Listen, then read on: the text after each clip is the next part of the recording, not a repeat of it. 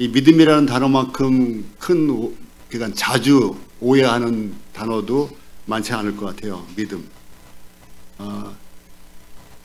내 속에서 완벽한 믿음이 나오기 바라는 게 있잖아요.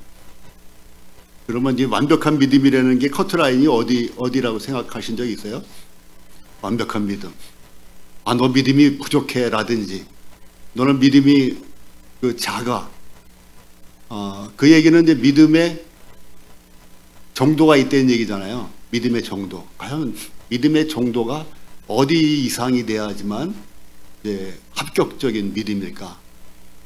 근데 이거에 대한 오해가 많아요. 그러니까 그것을 확실하게 하고 싶어가지고 확신이라는 단어가 개입이 된 거예요. 확신. 그래서 지난번에 우리 공부할 때 확신은 이제 다시 저희들이 공부했죠. 확신은 내가 이제 번역할 때 이거를 확증으로 번역하든지 보증으로 번역하면 더 좋을 것인데 확신으로 하니까 이 내 속에서 나오는 믿음을 얘기하는 거로 된단 말이에요. 내 속에서 나오는 분명한 믿음, 100% 믿음, 완벽한 믿음. 그런데 이 내 속에서 100% 완벽한 믿음이 안 나오니까 스스로 답답한 거예요. 스스로. 그래서 나는 어디까지 커트라인에 걸렸을까? 그 이상이 됐을까? 이하가 됐을까? 그래서 이제 그 생각을 하면서 제가 이거 믿음이라는 포스터를 한번 만들어 본 거예요. 보면 믿음 앞에 수식어가 있죠. 예. 이 겨자씨만한 믿음을 주님이 어떻게 여기신다 그랬어요? 없인 여기신다 그랬어요? 예, 소중하게 여기고 존중해 주시는 거예요. 이 겨자씨만한 믿음이 있으면 이 산을 들어 저쪽으로 또는 바다로 빠뜨리우리라 하더라도 이 산이 옮겨갈 것이라고 한. 근데 어느 분이 이걸 이제 반 농담 반 진담으로 믿음이 있어요? 그러면서 믿음이 있으면 산을 한번 옮겨보세요. 막 이렇게 하는 분이 있었어요. 그래서 이 말씀의 뜻은 이제 그런 게 아니라고 제가 이제 설명을 해놓은 거고요. 이 비행기가 있죠. 비행기가 어디를 날아가고 있어요? 왼쪽으로 왼쪽으로 바다 위를 날아가고 있어요. 바다 위로. 여기 바다가 얼마나 깊은지 뭐 가늠이 안 될 정도의 시퍼렇다 못해 시꺼먼 바다 위를 날고 있잖아요. 이 사람이 이 비행기를 탈 때는 무엇이 필요했을까요? 네, 믿음이 필요해요. 근데 이분이 티켓을 끊을 때 불안한 마음이 있는 사람도 있고 전혀 불안한 마음이 없는 사람도 있고 가지각색이겠죠. 그래서 내가 이 비행기를 타면은 과연 갈 수 있을까? 도중에 테러 당하는 건 아닐까? 아니면 도중에 돌풍을 만나면은 어떨까? 저는 이제 그런 생각을 좀 해요. 비행기 타게 되면은. 그런데 그 사람의 믿음이 흔들리는 거와 여부 없이 처음에 이 비행기를 타기로 티켓팅을 하고 비행기에 올라탄 순간에 그 사람의 확신이든 의심이든 뭐 반신반의든 상관없이 비행기는 어떻게 돼요? 예정대로 잘 날아가고 예정대로 샌프란시스코에 도착을 한단 말이죠.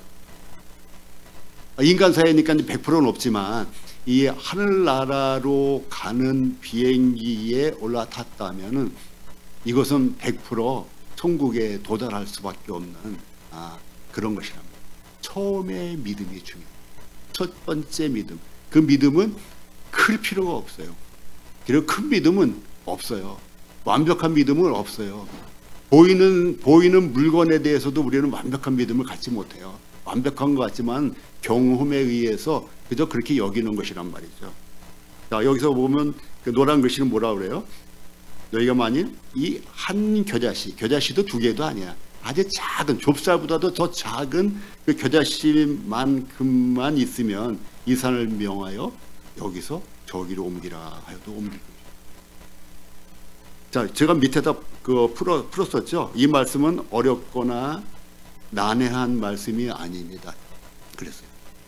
지금도 산을 옮겨요. 터널도 뚫어요. 옛날에는 사람이 막 죽으면서 희생이 되면서 터널을 뚫었는데 지금은 기계로 잘 뚫어요.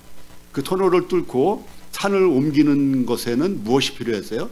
처음에 믿음이 필요해요.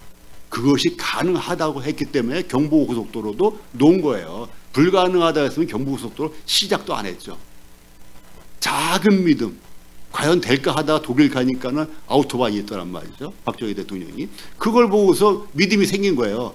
그러면서도 과연 될까? 왜? 독일하고 그 당시에 대한민국하고는 상황이 너무 다르기 때문에 과연 우리나라에서 될까?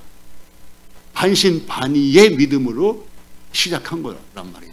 이것은 확실히 될 거다. 꼭 확신이 있어도 되고 분명한 내 속에 이것이 있어도 된 것이 아니라 반신반의라 할지라도 내가 하기로 결정했을 때 비로소 경부고속도로의 첫 삽질이 이루어졌고 그 다음에 부산까지 뚫어진 거예요. 그 많은 반대에도 불구하고.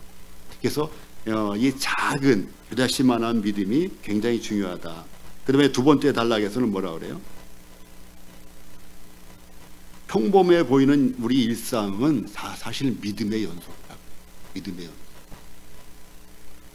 평범하게 우리가 버스를 올라타고 전철을 타고 밥을 먹고 옆 사람하고 얘기를 하고 걸어가고 운동장에서 축구를 하고 하는 모든 것들이 믿음이 동반된 거예요.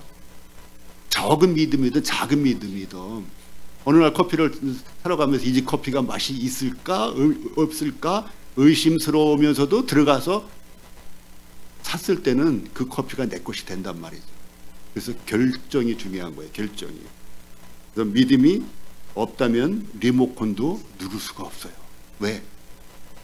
누가 리모컨에다가 원폭 장치를 해놓으면 어떡하나. 만약 그런 불안함이 있으면 못 누르는 거예요. 리모컨조차도. 다 믿음이 있기 때문에 하고 있고 할 거란 말이죠. 제가 지금 드리는 말씀은 믿음은 그 종교적인 또는 아주 굉장히 신비적인 그러한 어떤 작용이 아니라 늘 우리의 삶 가운데 경험해왔고 경험하고 있고 경험하는 할 이러한 보편적인 의미이다. 그래서 믿음에 대해서 너무 신비주의적으로 생각할 이유가 하나도 없다. 그 동일한 믿음으로 그러한 우리 보편적으로 일상적으로 갖고 있는 그 믿음으로 구원받는 거다.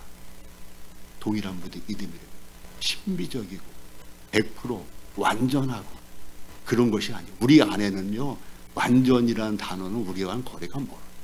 우리는 거리가. 그래서 주님도 인정하시는 거예요. 겨자씨만한 믿음. 겨자씨만한 믿음. 우리는 결정이 필요해요. 결단이 필요해요.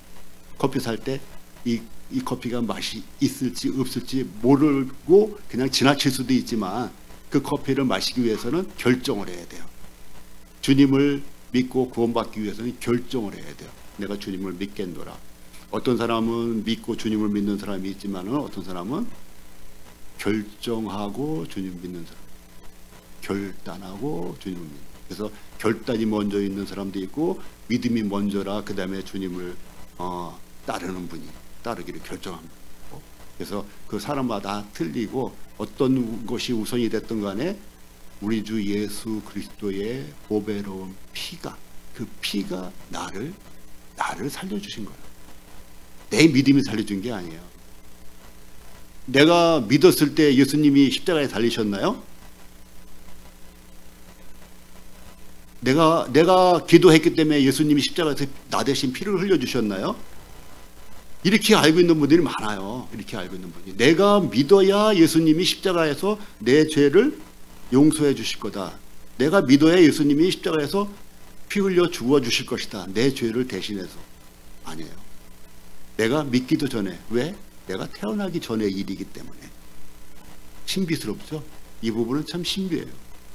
우리가 이 세상에 태어나기 전에 하나님은 이미 다 이루어 놓으신 거예요. 아이들이 일어나기 전에 밥상을 미리 다 차려놓은 엄마처럼. 엄마가 밥상을 다 차려놨는데 아이가 엄마 밥 줘 하면은 말이 맞아요? 안 맞죠.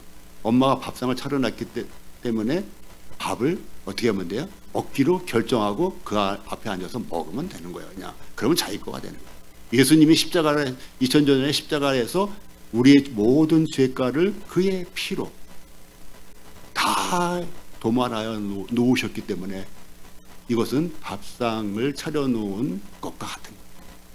우리 모든 인류는 그것을 바라만 보면 되는 거라고. 그래서 이 믿음에 대해서 혼란스럽게 여기실까 봐 그래서 이런 것을 한번 해놓은 거고요.